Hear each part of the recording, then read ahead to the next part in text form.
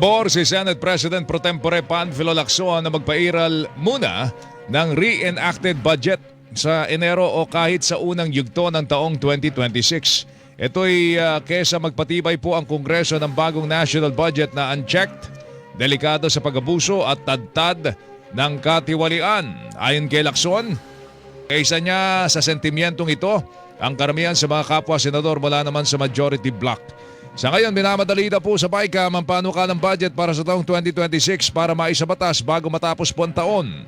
Kapag napagsarhan po ng taon, matik, mga kapuso, reenacted budget po tayo. Ibig sabihin, ay iralin sa susunod na taon, Parimelo, ang batas ukol naman sa national budget para sa taong ito, mga kapuso.